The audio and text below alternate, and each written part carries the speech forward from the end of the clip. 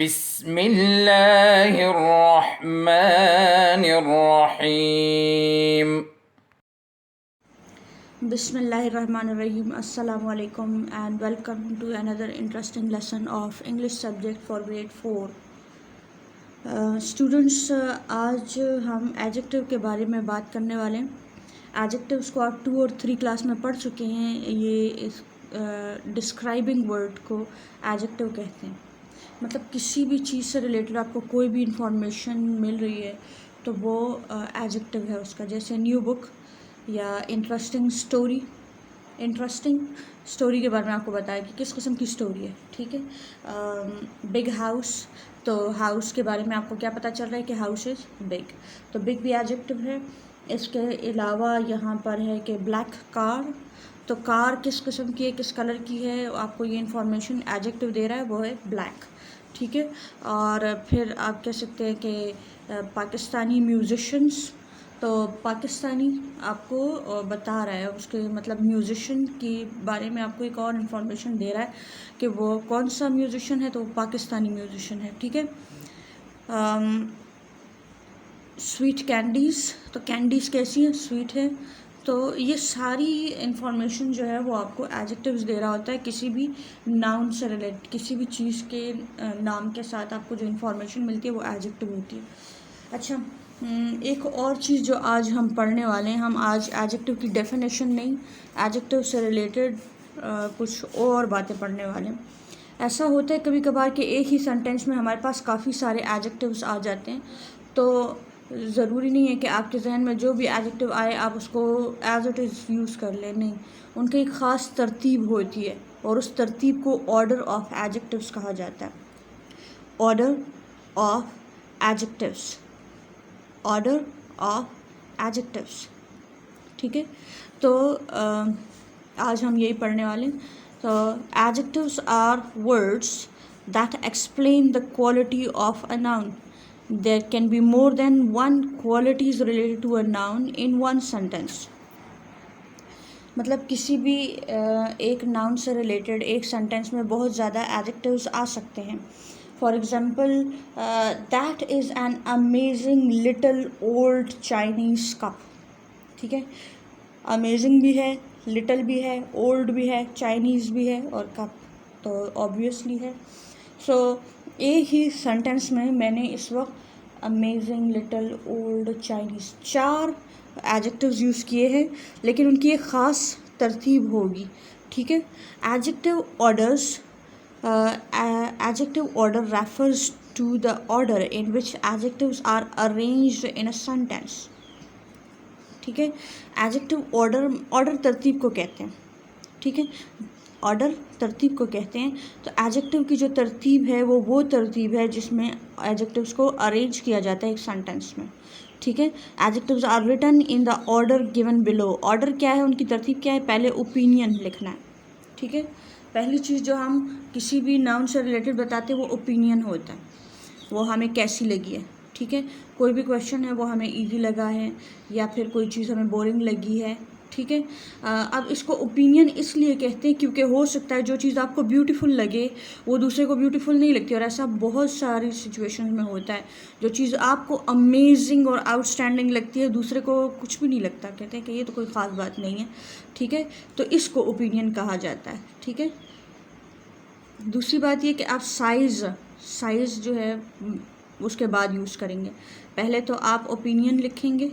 अच्छा, एक्सपेंसिव ये वर्ड है. एक्सपेंसिव का मतलब है महंगा, चीप का मतलब है सस्ता, इंटरेस्टिंग का मतलब है दिलचस्प. अच्छा, size big, small, tall, high, short. मतलब पहले आप ओपिनियन डिस्कस करेंगे, फिर आप साइज़ लिखेंगे, फिर आप एज में ओल्ड या न्यू, हिस्टोरिक, मॉडर्न, यंग या एंशियंट, इस तरह के जितने भी वर्ड्स आते हैं वो हम इस कैटेगरी में लिखेंगे और उसको मतलब साइज़ के बाद और शेप से पहले यूज़ किया जाता है. अच्छा, शेप आपको पता है या तो स्क्वायर होती है, रेक्टेंगल होती है, राउंड होती है, ओवल होती है या फिर ट्रायंगुलर होती है. ठीक है. तो ये सारे वर्ड्स जो है वो शेप की कैटेगरी में जाएंगे. फिर नेक्स्ट जो हमारे पास वर्ड है वो है कलर. ठीक है. कलर में तो कुछ समझाने की ज़रूरत नहीं है, कोई भी कलर इसमें आ सकता है, ठीक है। ओरिजिन में ये है कि कौन से मुल्क से या कौन सी जगह से उस चीज़ का ताल्लुक़ है, ठीक है। एशिया से है तो एशियन, पाकिस्तान से है तो पाकिस्तानी, चाइनीज़ है तो मतलब चाइना से है तो चाइनीज़ है, ऑस्ट्रेलियन, अफ्रीकन। अच्छा, sound loud, quite, nice, pleasant, फेंट, ठीक है। साउंड भी वो हो सकती है और टेस्ट भी हम इसके बाद यूज़ करेंगे, ठीक है। अच्छा, ज़रूरी नहीं कि आपके पास ये सारे एडजेक्टिव्स आए एक ही सेंटेंस में, ज़रूरी नहीं है कि आपको 8 सेंटेंसेस दिए, 8 एडजेक्टिव्स दिए होंगे और उनको आपने अरेंज करना होगा। उनमें से जो अवेलेबल होंगे आपने उनको तरतीब देना होगा कि अब किसकी बारी है, ठीक है। और ये पहले तो प्रैक्टिस करने से आता है और उसके बाद आपको जब प्रैक्टिस हो जाती है तो फिर आपके लिए ऐसे कुछ वर्ड्स यूज़ करना ईजी हो जाता है, ठीक है। अच्छा, कुछ जगहों पर आपके पास जो एडजेक्टिव्स होते हैं वो डिफरेंट होते हैं, यानी यहाँ पर जैसे देख लें, कभी कभार ओपिनियन, साइज़, क्वालिटी भी शो होती है। क्वालिटी में थिन, रफ़ या इस तरह की क्वालिटीज़ होती है, जैसे क्लीन और डर्टी इसमें आ जाता है, ठीक है। तो इस तरह एज, शेप, कलर, पैटर्न। अच्छा, पैटर्न कभी कभार होता है कि हम कहते हैं ये स्ट्राइपी है, यानी इस पर लकीरें बनी हुई हैं। कुछ होती है चीज़ें डॉटेड, तो उसके पैटर्न डिफरेंट होते हैं। किसी वो आगे अगर जिस सेंटेंस में इस तरह का आ जाए तब हम यूज़ करते हैं। ओरिजिन, मटेरियल भी हम यूज़ करते हैं जो कि उसमें वहाँ पर मौजूद नहीं था।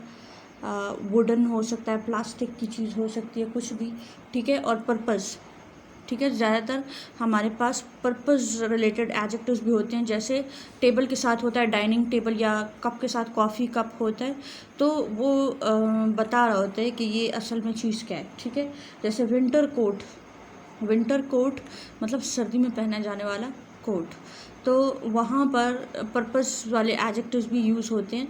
तो ये बात भी याद रखनी है आपने कि एडजेक्टिव्स तरह तरह के होते हैं, ठीक है। और उनके लिए आपने रेडी रहना है। इसके लिए जितनी ज़्यादा प्रैक्टिस की जाए, मैं तो कहती हूँ कम है। अच्छा, एक एग्जांपल सेंटेंस मैं भी बोलने लगी हूँ और उसको हम यहाँ पर इस वर्कशीट में करने वाले हैं। She was a young, tall, beautiful Scottish women, ठीक है। सेंटेंस क्या है? She was a young, tall, beautiful Scottish women. तो हमने देखना है कि यंग कौन सी कैटेगरी में आता है। यंग हमारे पास एज में आएगा। सेंटेंस में ये पहले में आया हुआ था, लेकिन यहाँ पर फोर्थ कॉलम में आ रहा है, ठीक है। अच्छा, ब्यूटीफुल मैंने इसके बाद बोला, टॉल बोला था पहले, उसके बाद यंग के बाद टॉल बोला था। टॉल हमारे पास साइज में आएगा, ठीक है। नेक्स्ट है ब्यूटीफुल ओपिनियन में आता है। स्कॉटिश मतलब स्कॉटलैंड से ताल्लुक़ रखती है, तो ये ओरिजिन में आएगा। तो जो मैंने सेंटेंस बोला, she was a young, tall, beautiful Scottish women, अब उसको जब मैंने तरतीब दिया तो जवाब हमारे पास क्या आता है कि beautiful, tall, young Scottish women, ठीक है। पहले क्या था? यंग, टॉल, ब्यूटीफुल, यानी जो रॉन्ग सेंटेंस था वो था young, tall, beautiful Scottish women, और उसको तरतीब जब हमने दिया तो जिसका करेक्ट आंसर आया वो क्या था? Beautiful, tall, young Scottish women. अच्छा, यहाँ अब आपको नज़र आ रहा है कि ज़रूरी नहीं है कि हमारे पास हर कॉलम के लिए वर्ड हो, जितने अवेलेबल होंगे उनको हम तरतीब देंगे, ठीक है। तो हमारे पास इस वक्त वुमेन से रिलेटेड 4 एडजेक्टिव्स थे और वो हमने तरतीब दे दिए। अच्छा, अगर आपको सुनकर प्रॉब्लम हो रही है तो मैं आपको कुछ सेंटेंसेस यहाँ रिटन फॉर्म में दिखाऊंगी और आपने उसको देखकर तरतीब देना है। जो पहला सेंटेंस है मेरे पास ये है, my friend married a Japanese toll handsome fair man. My friend married a Japanese toll handsome fair man, ठीक है। तो इसको हम कैसे अरेंज करेंगे? याद रखिएगा, पहले जापनीज़ यहाँ लिखा हुआ है, tall, handsome, fair. Japanese, tall, handsome, fair, ये वर्ड्स हमने याद कर लिए। अब हम इसको अरेंज करेंगे। सबसे पहले हम क्या था? जापनीज़, फिर टॉल, हैंडसम, फेयर। जापनीज़ को हम ओरिजिन में डालेंगे क्योंकि जापान से रिलेटेड चीज़ की बात हो रही है। नेक्स्ट जो है वो है टॉल आएगा साइज में। अगला हैंडसम, हैंडसम ओपिनियन में जाएगा। और फेयर, फेयर कलर में जाएगा, मतलब चेहरे का जो रंग होता है उस लिहाज से वो बंदा फेयर है। सो जो सेंटेंस में था Japanese tall handsome fair man, और अब वो क्या बन गया है, handsome tall fair Japanese man. ठीक है, जो अभी तरतीब हमारे पास आई है वो यही आई है कि handsome tall fair Japanese man, मतलब इस सेंटेंस को अगर हम करेक्ट करके लिखेंगे तो यही बनेगा कि शी मैरिड या my friend married a handsome tall fair Japanese man. I hope आपको समझ आ गई होगी कि हमने इसके साथ करना क्या है। तो अब बुक की तरफ चलते हैं कि बुक में क्या सेंटेंसेस हमें दिए हुए हैं।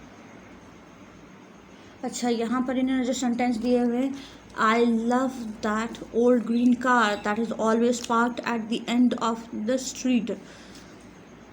गली के आखिर में, गली के एंड पर जो कार, ओल्ड ग्रीन कार खड़ी होती है, आई लव दैट। ठीक है, तो आपको बताया गया था कि एज आप पहले लिखेंगे, कलर बाद में। ठीक है, एज शेप कलर था, तरतीब ये थी। तो यहाँ पर एज पहले है, ओल्ड और ग्रीन कलर बाद में।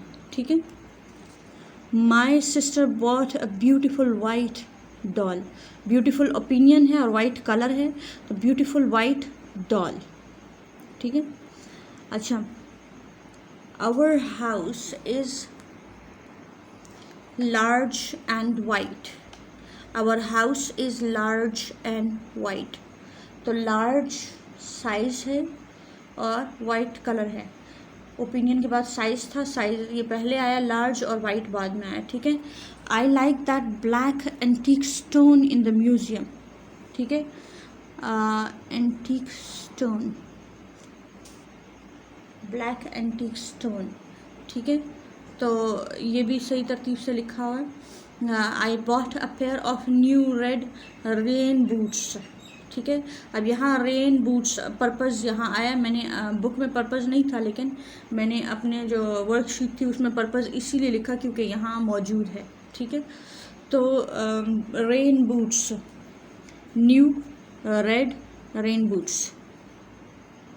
अच्छा, जो नेक्स्ट आपको एक्सरसाइज में दिया गया है क्वेश्चन नंबर 1, यहाँ आपने करना क्या है कि आपने इन रॉन्ग सेंटेंसेस को करेक्ट करना है, जिस तरह अभी मैंने 2 सेंटेंसेस को करेक्ट करके वर्कशीट में लिखा है। ठीक है, so I like those wooden old dark houses, I like those wooden old dark houses.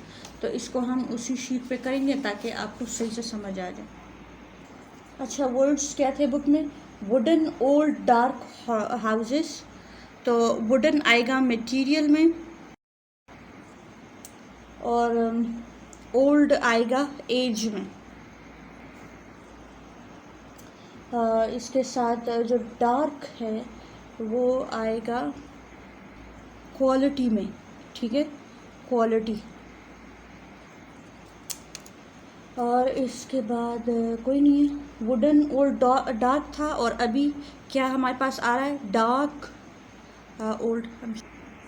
अब हमारा सेंटेंस क्या होगा, आई like those dark old wooden houses, I like those dark old wooden houses.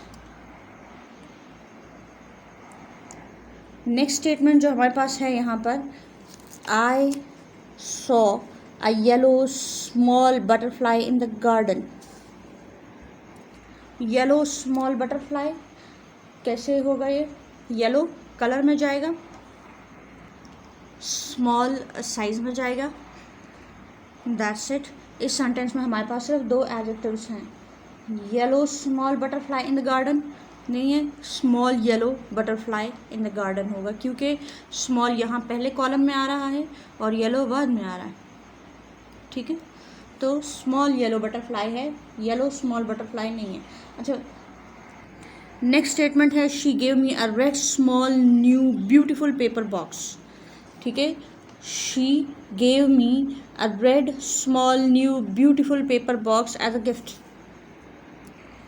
Red को कलर में लिखना है, small को size में लिखना है, न्यू एज में आएगा। और ब्यूटीफुल ओपिनियन में आएगा। एंड लास्टली हमारे पास है पेपर बॉक्स, तो पेपर मटेरियल है। अच्छा, ये जो सेंटेंस है इसको बुक में लिखा गया है red small new beautiful paper box, और यहाँ ये क्या बन गया है, beautiful small new red pepper box. ठीक है, beautiful small new red pepper box. The next sentence is Hanif has bought a black latest rectangular Japanese laptop. Hanif has bought a black latest rectangular Japanese laptop. इसको worksheet में करने के बाद हमारे पास answer क्या आता है, लेट्स सी। वर्कशीट में इसको सॉल्व करने के बाद हमारे पास आंसर क्या आता है, latest rectangular black Japanese laptop. इन्होंने लिखा हुआ है black latest rectangular Japanese laptop, लेकिन इसको वर्कशीट पे करने के बाद हमें पता चलता है कि जो करेक्ट तरतीब है, करेक्ट ऑर्डर है वो क्या है, latest rectangular black Japanese laptop. अच्छा, last one is please put the marbles into the old red round little box. Old red round little box. Okay, the correct answer is please put the marbles into that little old round red box. Sorry, little old round red box. Little old round red box. अब आपको ये worksheet नज़र आ रही होगी। ठीक है, याद रखिएगा कि जिस चीज़ का नाम पहले आ जाएगा वही पहले यूज़ करना है बाद में, और फिर उसके बाद के वर्ड्स इस तरह यूज़ करने हैं, और ज़रूरी नहीं है कि आपके पास हर बॉक्स के लिए कोई ना कोई वर्ड यहाँ मौजूद हो।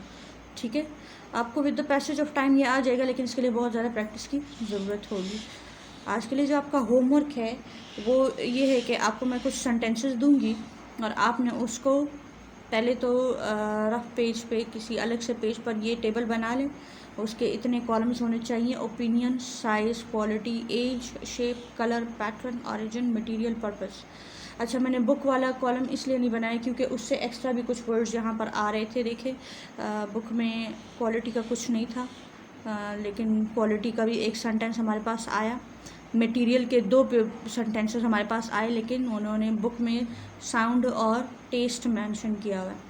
ठीक है, तो मुझे बुक से थोड़ा हट कर इस वर्कशीट को बनाना पड़ा। तो आप जब वर्कशीट पे काम करें तो यही वर्कशीट ड्रॉ करें और इसी के मुताबिक अपने सेंटेंसेस को करेक्ट करें। ओके, ये वो सेंटेंसेस है जिनको आपने घर में अरेंज करना है। ठीक है, और अरेंज करते वक्त इन बातों का ख्याल रखना है कि जितने ज़्यादा यहाँ पर आपको एडजेक्टिव्स दिए जाएंगे तो उनमें आपने कॉमास यूज़ करने हैं। ठीक है, कैपिटल से सेंटेंस शुरू करना है, फुल स्टॉप पे एंड करना है। बस आपने क्या करना है, ये जो 3 इसमें आपको एडजेक्टिव्स नज़र आ रहे हैं या फिर 3 से ज़्यादा हैं या 3 से कम हैं, तो उनको आपने अरेंज कर लेना है। ठीक है, सही तरतीब में, और इसको दोबारा से लिख लेना है। एक ही आपका होमवर्क है और एक जो हमने बुक में किया है इसको आप अपनी रफ नोटबुक में करेक्ट करके लिखें। मैं ज़्यादा सेंटेंसेस इसलिए दे रही हूँ आपको ताकि आपकी ज़्यादा प्रैक्टिस हो जाए। ठीक है, आप चाहे तो इसमें से 2-3 सेंटेंसेस सिलेक्ट करके बाकी जो हमने अभी क्लास में किया है वो सेंटेंसेस रफ नोटबुक में लिख ले, लेकिन जितनी ज़्यादा प्रैक्टिस करेंगे उतना आप सीखेंगे। और ग्रामर एक ऐसी चीज़ है जो प्रैक्टिस के बगैर नहीं आती। I hope you learned and enjoyed today's lesson. This was all for today. Wish you best of luck and Allah Hafiz. اللهم انفعنا بما علمتنا وعلمنا ما ينفعنا وزدنا علما.